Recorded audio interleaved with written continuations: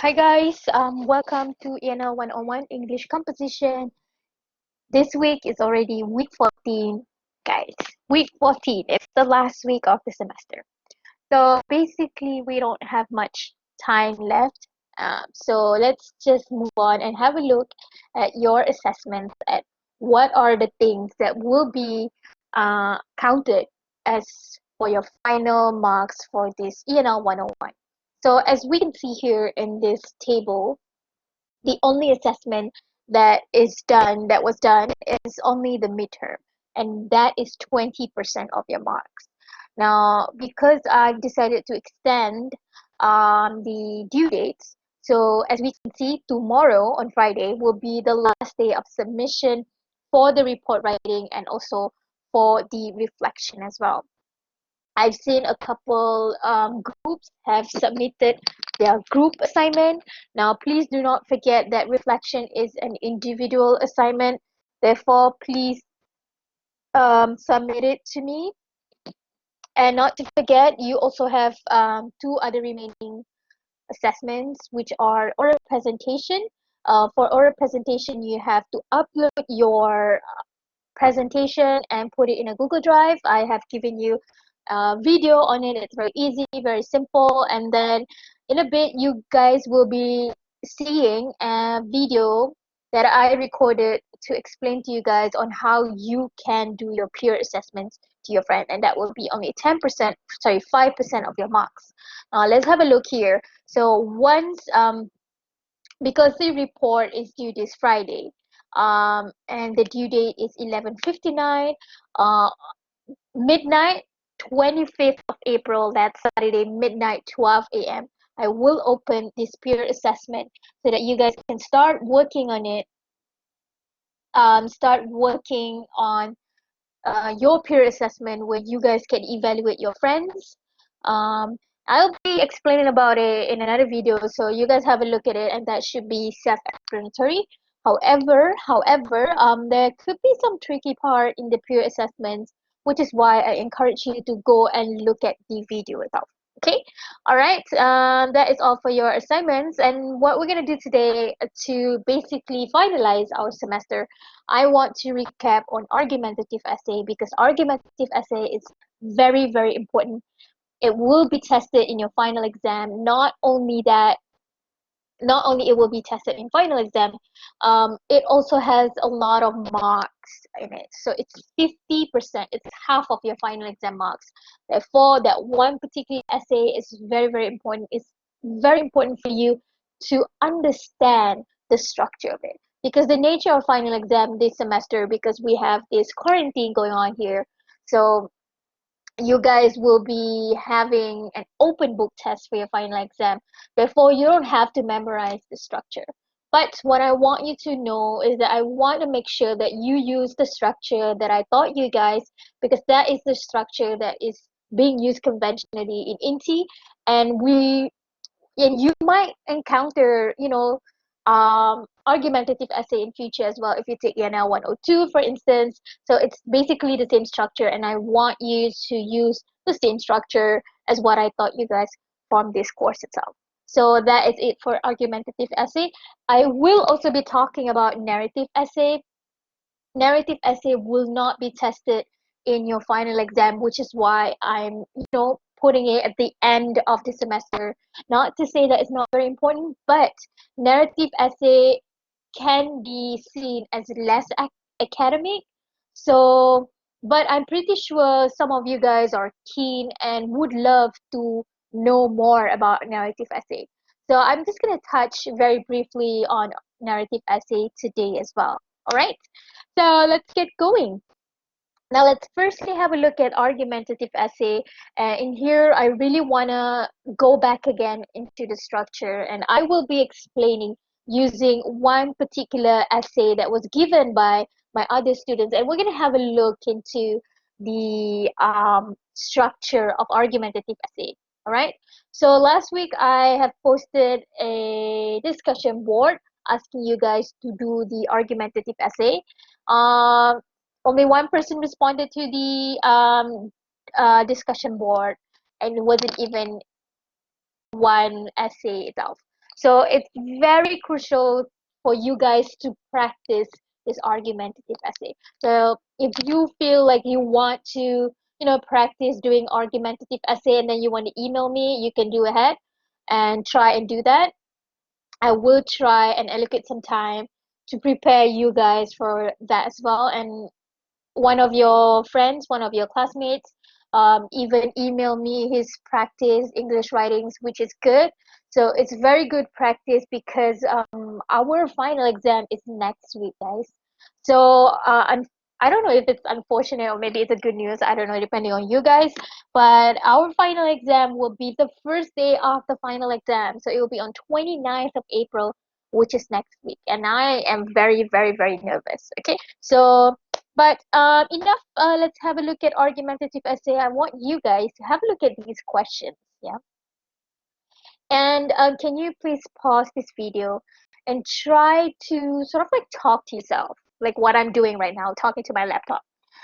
Try to talk to yourself, or maybe you want to flip back your old notes or something and um, have a look at these questions and try and answer these questions. Okay, can you try and do that?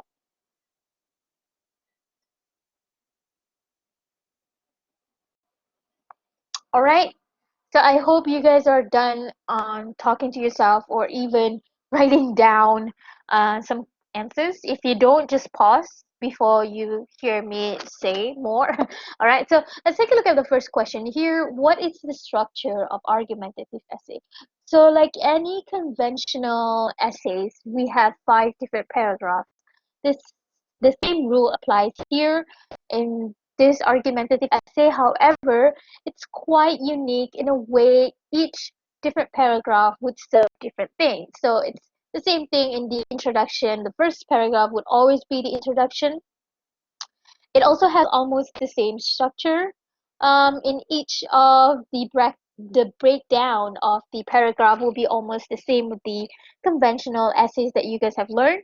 And then we have argument one, argument two, and most importantly, this is the I can say that this is the heart of argumentative essay, where you have a counter argument, um, where you are given the platform to refute what the opposition or what the views from the opposing, the opposing view, and then try to refute the argument. So this is one of the crucial difference between argumentative essay with different types of other different types of essays.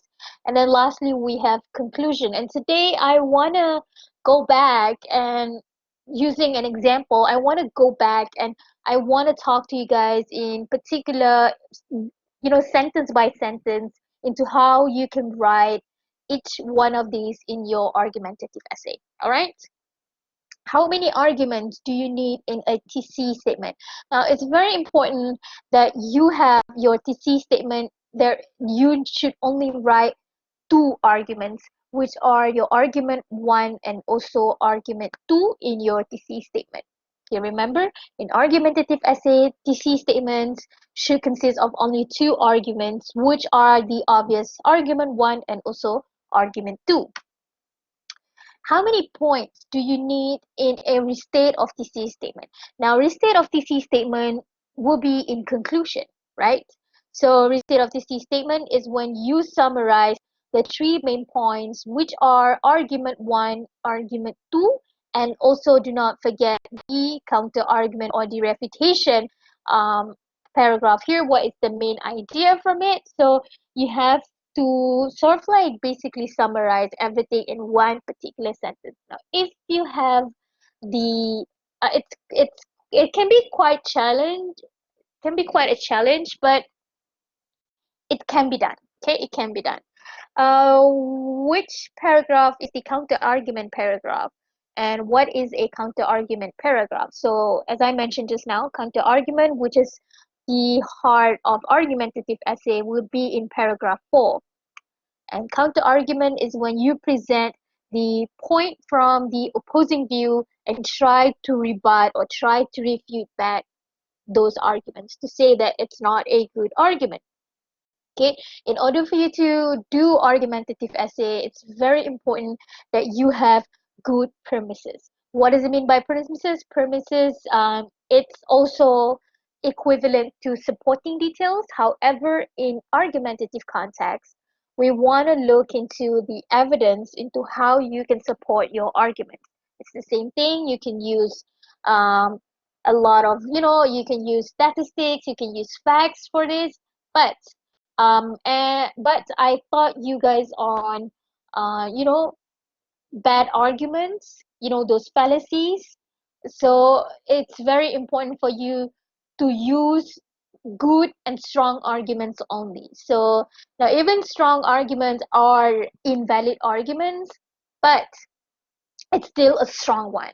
So if you were to commit bad arguments, if you were to commit fallacies in your premises, your marks will be deducted for this argumentative essay. Therefore, it's very, very important. And I will be showing you guys how I will mark argumentative essay as well. Okay, so that it's much more clearer for you guys. Okay, now last week I made a discussion board, and this is the topic that I asked you guys to discuss about. In Malaysia, the voting age is now 18 years old, as opposed like before it was 21 years old.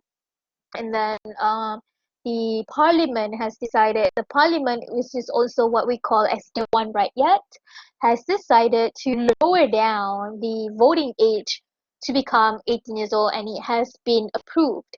Now I know, but it's such a very heated debate back then, and I think that this is very important because we are now mostly adults, and we should know into giving good arguments. Now, I want to see your sort of like point of view in this, topic. That is why I've decided to, ask you guys to do an argumentative essay. Unfortunately, only one person gave me a whole essay, and another friend gave me like a sentence. But let me show you what my student from a different program, a different class basically, what they have done, and then I'm gonna show you guys how I mark their argumentative essay so that it's clearer on you guys on what to do as well. Okay, see, right, so this is the argumentative essay. Okay, so the title would be, the topic would be, voting age should not be lowered to 18 years old. Do you agree or disagree? So I will be uploading this on Blackboard so that it's clearer for you guys to see it. So in introduction, what do you need? Let's go back, guys. Go back to the structure. So in introduction, you need a hook. How do you do a hook? It's the same thing. You can ask question. You can put some quotes or even give some statistics. Now let's take a look into. In a bit, we're gonna see how your friend did it. After your hook, you need some background information to fill in some gaps, or try to connect between your hook and also your thesis statement. But at the same time, you also need to like a good amount of information for people to understand the context of your topic. And it's also good for you to provide some need. What is need? Need is when you want to establish that there has been a debate going on about this topic, and you want to talk about that debate. So that is also needed in your introduction. And lastly is where you write your thesis statement. Now remember, in an argumentative essay, the thesis statement has to be in one single two arguments. Have a look here. This is the sample of the argumentative essay. This was written by some degree students. It was a collective effort. Different students contribute to different paragraphs. But let's have a look into the structure of it. All right, so for introduction, the first one is always a hook. Now have a look at here. This is a hook here. Can you see the hook? On July 16, 2019, the lower house of the Parliament of Malaysia, which is Dewan Rakyat, has passed the Constitution Amendment Bill 2019, which reduces the voting age in national and state election from the current 21 years to 18 years. So this is a good hook here. As you can see, they are using the method of quotes. So it's very wonderful here. This is a very interesting, and it gives a lot of context as well into what is happening today, which is also important because you want to establish the debate that is going on about voting age. So I think this is a very good and interesting hook. But what I don't like about this is that this person, this student, simply copy the words word by word from the source. Now, this can happen in your final exam if you don't properly restructure the sentence. So, as I mentioned, for your final exam, you are allowed to look at some resources online because you want to look at, statistics, but you are not allowed to copy word by word, and I would be able to if you copy it. So if you happen to copy, your marks will be deducted into half. So if your final exam you got 80 out of 100, you can only get 40 because it will be deducted into half. Therefore, if you want to, if you find some excellent research online and you want to use it, please go ahead and use it, but make sure that the words are coming from you, you understand, you summarize or you paraphrase the meaning and not copying it word by word. If you happen to do so, that is something we call plagiarism, and that is unacceptable. Okay. Uh, Next, after your hook, you would need a building sentence to give, or a transition sentence to give some context about this. So before the bill has been passed, 21 years old is the qualified age for the voter in Malaysia. And then this is when I think why this introduction is very good, because following the transition sentence, there is also one sentence that said, therefore, this bill has caused some arguments in our society, which is whether 18 years old is a suitable age to become a voter of the country. So it's very interesting. Now, because this is an exercise, because this was not done by me, it's done by students, a lot of it has quite some grammar errors. So I want to show you guys on the structure. I don't really want to focus on the grammar part, so please don't do the grammar error lah. But I want to show you guys the structure of argumentative essay, which is good. This is a very good example. So as you can see here, what I like about this introduction is because of this sentence, because it has such a smooth transition and flow going from one sentence to another, going from the hook and now moving on to some building sentence, giving some context about, the voting age in Malaysia, and moving forward, this author or this student has basically opened up or peel up another layer into this topic by saying, this is why people have some arguments about this, because before it was 21 years old and now it's 18 years old. Because if it's a debate, there is always two sides of the story, or two, it will be divided into two different, beliefs, if you can say it. So the first one believe that 18 years old should be able to vote because this is a democratic country. And then if the turnout rate is high, then it will be, inclusive and reasonable to have 18 years old to become voter. So basically, they're also giving us some context into why it's necessary to have 18 years old. And not only this student present only in one single sentence, not long enough to make it as a total paragraph, but just giving us enough information about this. The next, the student did was, what this person did was also giving the other point of view as well. Despite this, some people think that 18 years old is not a good age of voting, which is also, it's like the other side of the story. And then only we are able to see what this author stand. What is this person believed in? Because in the thesis statement, you should be able to write what is your point of view. What do you believe in? Do you agree or disagree? So basically, in this thesis statement, I can see that this person thinks that 18 years old is not a suitable age because a point or argument number one, it's immature, they are immature, and point number two, they don't have good outlook about the politics. So when I'm reading this statement, first of all, I want to see if there is a stand, if this person is, telling if she or he is agreeing or disagreeing with the topic, number one.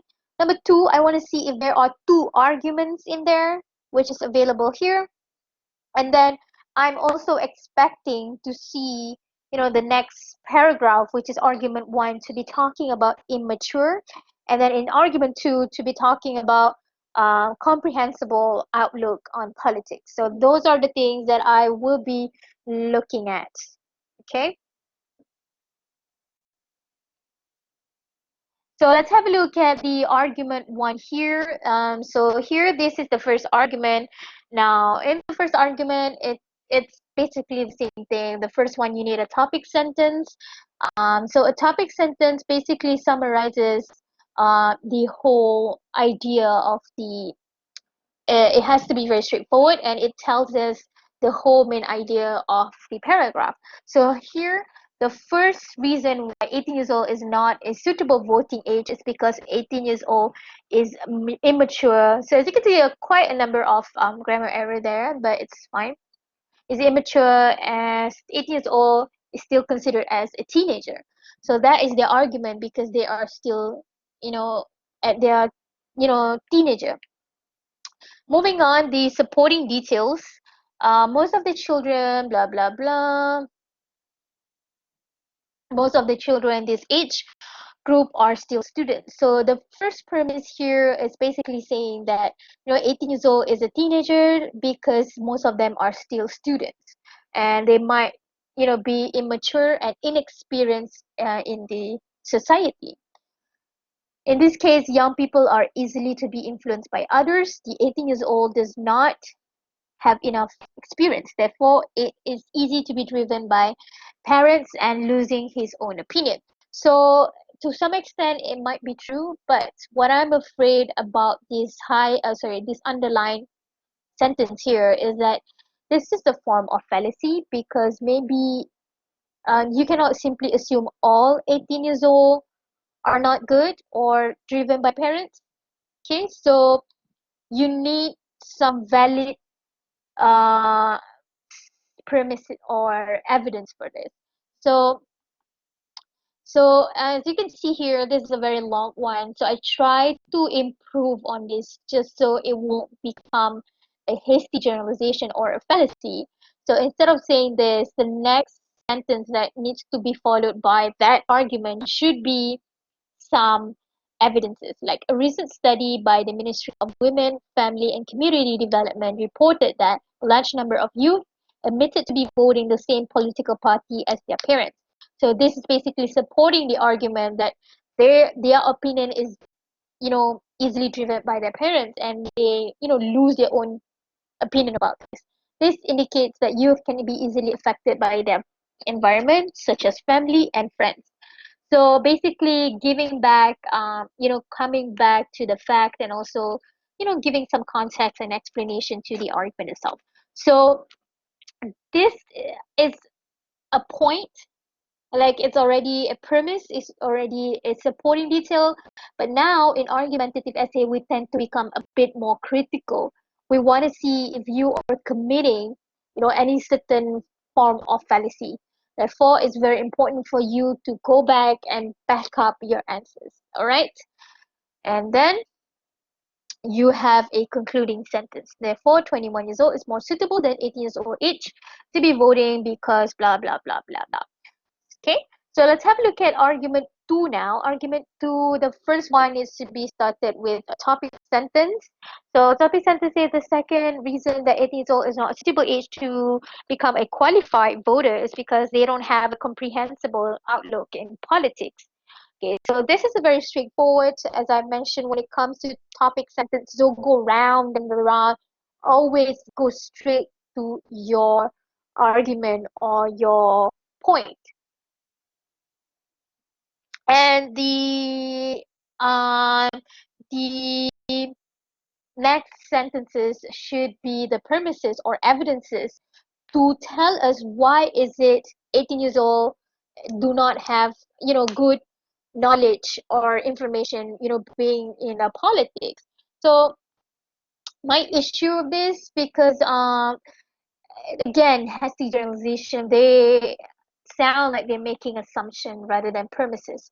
So this happens a lot in argumentative essay because you say, all 18 years old are not good or inexperienced. So you have to sort of like improve on that. In how to improve on that is that you need to give solid evidences based on your readings and from the internet or any kind of online sources. Okay, so you need to improve your supporting details, making sure that it is giving explanation or providing evidences on your topic sentences. Okay, and please do not forget to have a concluding sentence in each paragraph. Okay, each argument. Now here, let's go to the heart of argumentative essay, which is the counter argument paragraph. Okay, so for counter argument paragraph here, so first and foremost, you always need to start with a counter argument. What is the counter argument? As I mentioned, counter argument is the claim from the opposing view. Now, just now we have seen argument 1 and argument 2 stating that 18 years old should not, it's not a good age for voting. So basically now we're looking at why 18 years old should be good, because it's the opposite view. So as we can see here, some may claim that 18 years old is a good voting age because 18 years old is already mature and responsible adults. So now, some people might think that they are mature, like 18 years old are mature and responsible. And the next sentence is very important, yeah. You don't just go into refutation immediately. After your counter argument, you need to give the first premise by providing explanation about the counter argument. Why is it, this argument happened?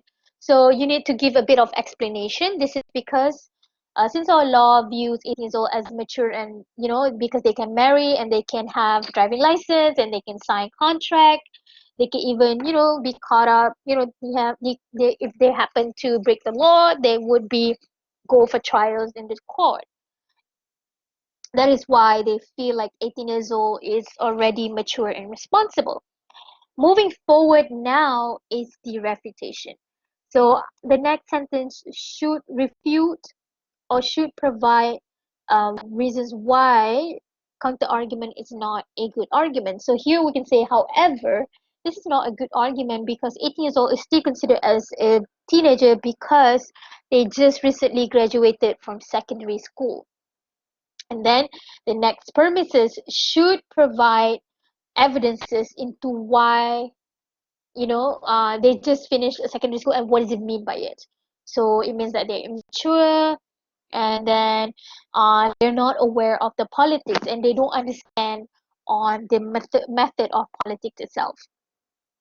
But here I commented on, how do you know that they don't know anything about politics? Where is the evidence? Again, looking back at your level of fallacies here. Now we're looking at the critical, we're analyzing your argument if you are just providing some fallacies or you providing the evidences for real now. And lastly, please do not forget, you need a concluding sentence as well. In a nutshell, this argument is not valid as the premises do not support the conclusion of 18 years old is a good voting age.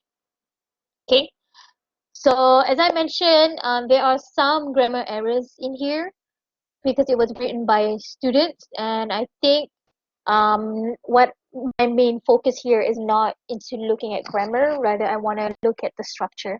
And I want you guys to follow the structure here because I think this is quite okay. But for conclusion here, there's a bit of a trouble. Have a look at here. Now this was done by them, but let's have a look at the new conclusion. This is the revised one. So in conclusion, the legal age of voting in Malaysia should not be lowered to 18 years old because 18 years old is not mature enough and do not have enough outlook in politics, even though some may argue that 18 years old are mature and responsible. Now, the first sentence of conclusion has to be a restate of TC statement. Now, in your TC statement, you only have to provide two arguments. However, in your restate of TC statement, you need to give your counter argument points and also the two arguments. So you need to combine two things here. If you look at this single sentence, it might be slightly long, but it it managed to capture all of that. So sometimes you can talk about the counter argument first, then you lay out the two arguments. But in this sentence, particular sentence here, what I'm doing here is that I'm giving the two arguments first, then only I present the counter argument. Okay? Next is for you to give a bit of general statement. Voting is important because it reflects the country democracy system and crucial in determining the rating political party in a country. And you can give a bit of recommendation, a suggestion, therefore, blah, blah, blah, blah. Okay? So what I like about this argument as well is that this argument is quite objective in a way that they don't give us personal pronouns like I think, we think. So it's very important in argumentative essay to avoid using personal pronouns like we think, I think.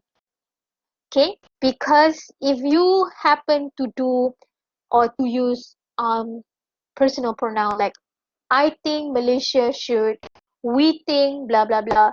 What it's suggesting is giving us the impression of subjectivist perception.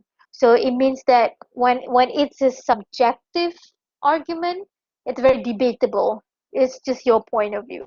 Okay, so it's not objective at all.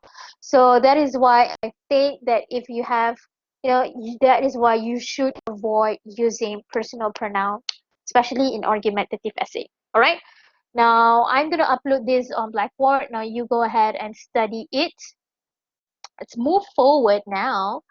Let's go into narrative essay now. So welcome to the second part of this lecture. It will be a very, very short introduction into narrative writing. So all this while we have been focusing very much on academic writing, which is more structured and it has a bit of a formal language. Now, in contrary, creative writing, it's less structured and it's basically more flexible and it can contain a bit of informal language, as you can see. So it's very crazy about creative writing. And to be honest, before I started my academic line, I've always liked writing creatively. I think this is a very one of my passion as well. To be able to express myself, and I think a lot of you guys can relate to me with me again on this area. So this is a very nice quote that I found online, and it says that the universe is not made of atoms. Atoms. It's made of tiny stories. So it's very very interesting and quite deep into looking at how each tiny particles is actually or even human because we make up the universe as well, right? So each one of us have different story. I think it's very beautiful. This quote is so interesting into, I think it's a very nice quote. Okay, so have you guys heard about Sarah Beth? Let's have a look at your blackboard. So in your blackboard here, sorry,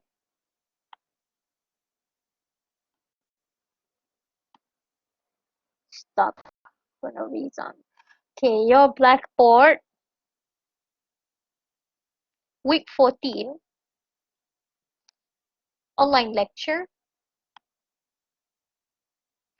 So here I've give you this song here by it's called Sarah Beth by Rascal Flatts.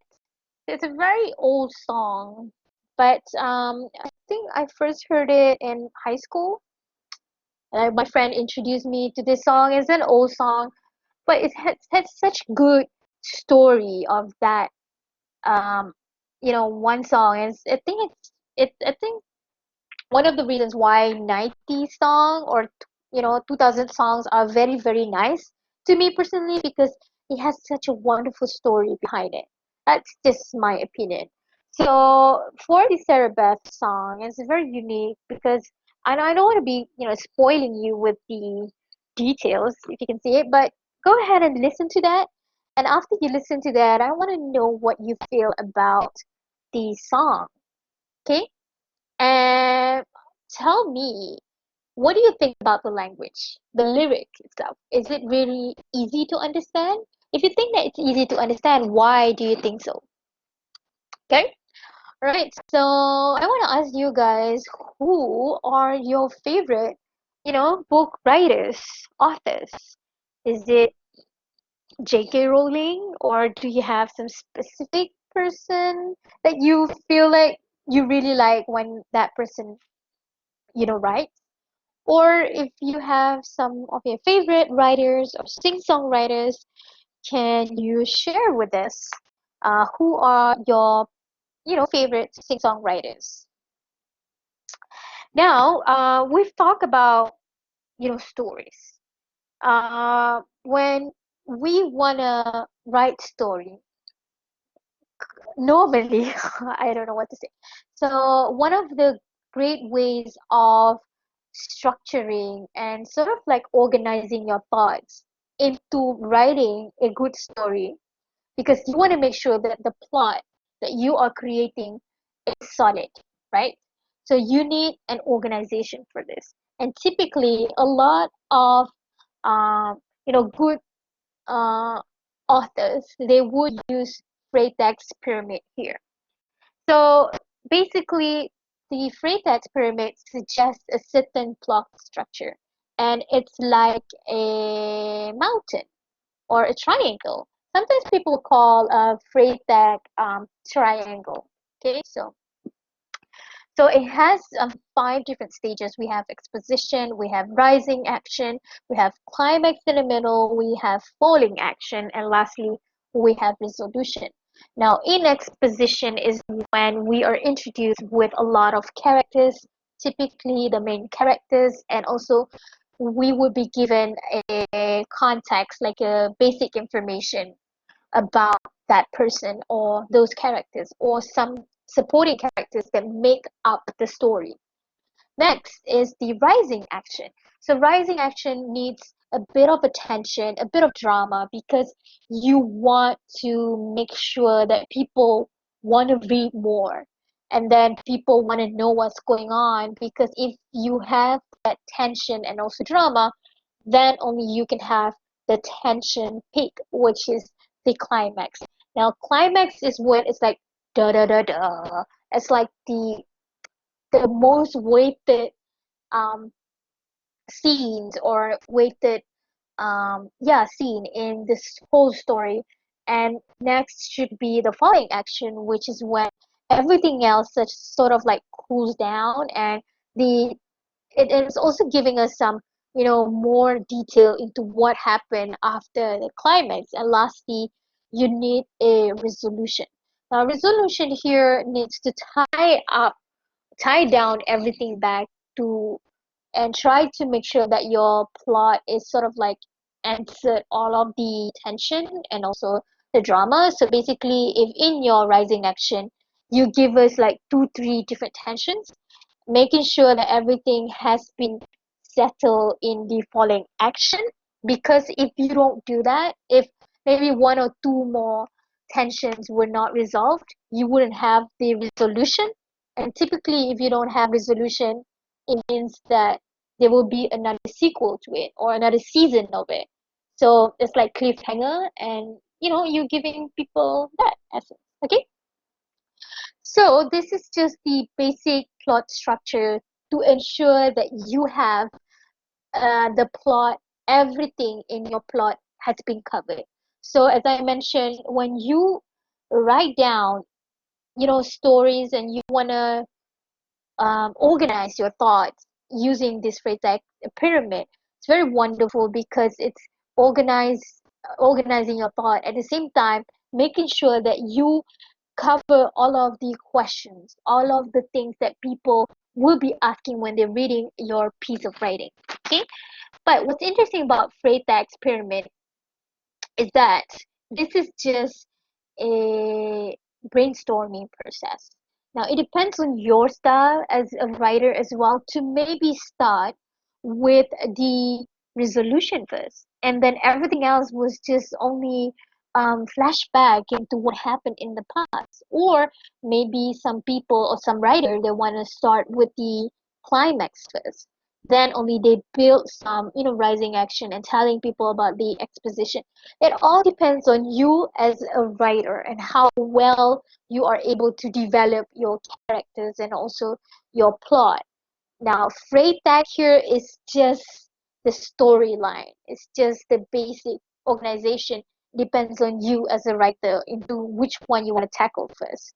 Okay, so this is just basically covering or sort of like summarizing back what I said just now. So in introduction, you have to make sure that you introduce the character, the setting, and also the problem. Now the characters here could be the central character, which is the main characters where which the story is based on. So without this central character, there wouldn't be this story. And then you would need some supporting characters to sort of like making the story alive, to spice up some plot in it. So supporting characters is also very, very important because it can be a way of showing how interesting your story is going to be.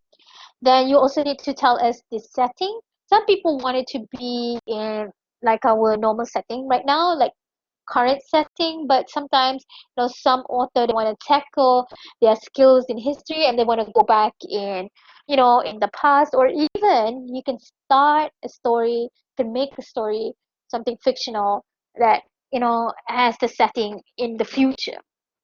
So basically telling or introducing the time and also place is answering for the setting. And lastly, you also need to introduce to us a bit of some basic conflict on what happened with the story. Okay, so moving on to the rising action, as I mentioned, it has to lead us to why there should be a tension moving towards the climax. So climax is the turning point, the peak of the story. It's the most awaited part of the story, and following that should be the falling action, which is basically the reversal of the conflict. This is when all of the problems started to resolve, and then it's heading towards the end. And lastly is the conclusion, or sometimes people call it resolution, or in theater we would call it as denouement, is when it's the almost the end of the story, and where all of the central characters achieve what he or she want, and then all of the conflict must be resolved. So as I mentioned, it has to be resolved. If it's not resolved, there should be another sequel to it, or it's cliffhanger lah, basically. All right, so here are some tips on how you can describe or narrate it better by, providing some action. I burst into the class and ran to my desk. This was the day. This was a special day. So as you can see here, giving a lot of action to give a bit of drama in there. Next is dialogue. So you can add dialogue to make it interesting, and add some setting. I walk into the class, and also sometimes providing some onomatopoeia sounds like crash, buzz, that can help you to describe and to become a better storyteller as well. Okay, now you guys have learned about Freytag pyramid. I want you to provide the outline of Sarah Bethlong, and I want you guys to be posting your answers in your discussion board. Okay? That's all for today. Unfortunately, for narrative essay, this is very simple, very like 101 for narrative essay. And I think it's also important for you to try and do narrative essay because narrative essay it's a reflection of who you are as a writer. And I think, to be honest, narrative essay it's much more flexible and it's really, really thrilling for me. So if you want to show me some of your writings, I would be delighted to read it. So please, we will be starting our revision next week. Stay tuned to my announcements. I'll be posting some videos and we're gonna do open session where I'm just gonna teach you guys like a normal class so that we can prepare you guys for your final exam. Okay? So thank you so much for listening with me. If you want to show me some of your practice for your argumentative essay, please email me. Okay? So thank you so much for listening.